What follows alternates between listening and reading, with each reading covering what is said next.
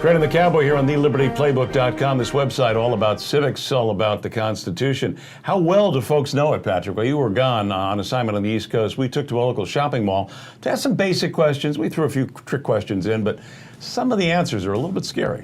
What do you see? How many U.S. senators do we have? I want to say 136. 52. There's 50 states, so there's got to be 50 senators. 50. 50. 100? 2. 1. I don't know. Mom. I'm going to say 100. All right, very good. Which state has the most? California. New York? I guess California. Maybe California. No. They all have the same. How many justices are there on the U.S. Supreme Court? 1. Isn't there one just at one Supreme Court? 6. 23. That's a guess. I don't know. 3. 12. 9. Oh. 9. Ooh, I know there's 9 for the West Coast here. Which side did Hawaii take in the Civil War? They weren't part of the states. Oh, their side. Which side? Hawaiian side. Hawaii side. No, the Civil War, they weren't in the Civil War. See, another one.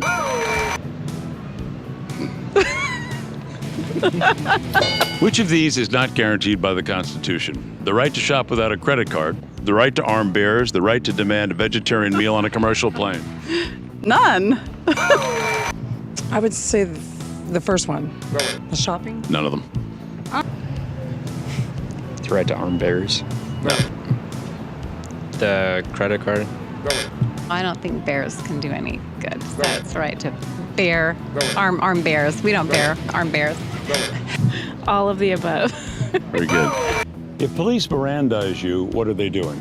Is that the right to remain silent? I guess like bothering you. Giving you your rights before they arrest you. They're reading you your rights. Giving you your rights. Well, they don't have much in common, but Hillary Clinton and Donald Trump do have one state in common. Can you name it?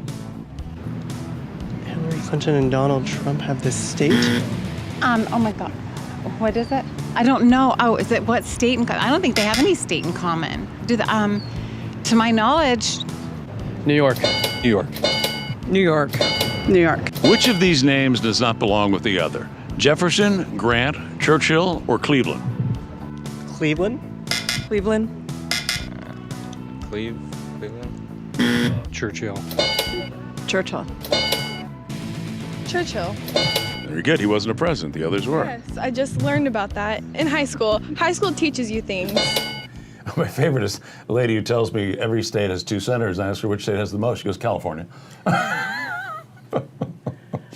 Are these people registered to vote? I don't know, but they're nice folks.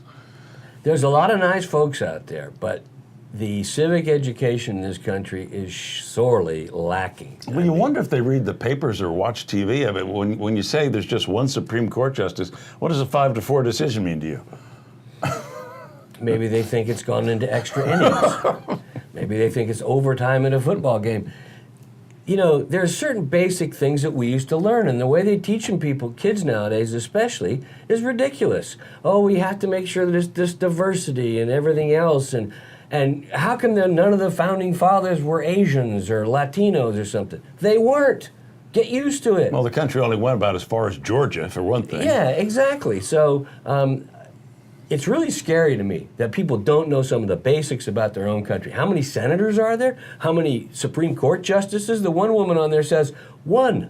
If you said to yourself watching that, I didn't know that one, I didn't, but there really 100 senators, or how many Supreme Court justices? Maybe you got to go back and hit the textbook. And it's also so important this time of the year. This election is important. I talked to people, even relatives of mine, 36 years old, never voted. I know. And there are going to be a lot of first-time voters this time. And Republicans have done very well in their registration efforts.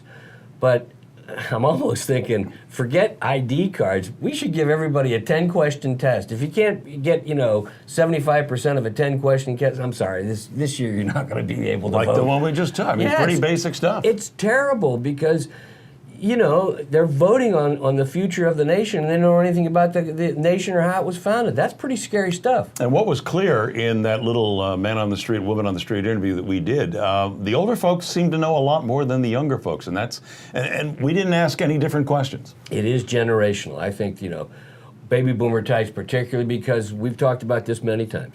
When we were kids, we had patriotic songs. You had to memorize things. Nowadays, well, they say, well, you know, memorization is really kind of not a good way to teach people. Yes, it is. There's certain basic facts you got to remember. Repetition. Repetition, and there's only one way you're going to do it. We couldn't graduate the 8th grade when I was growing up unless you could recite the Gettysburg Address. Not read it, recite it. Right. And this election in particular is such an emotional one because, you know, the politics seems to be so polarizing. You have to ask yourself, what in your view is best for the country? Not just, I like this guy, I don't like this woman, or vice versa. Whose policies are going to best serve the country and best serve your interests? That's what you have to think about. Whether you and I agree really doesn't matter. It's what you think. Vote that way.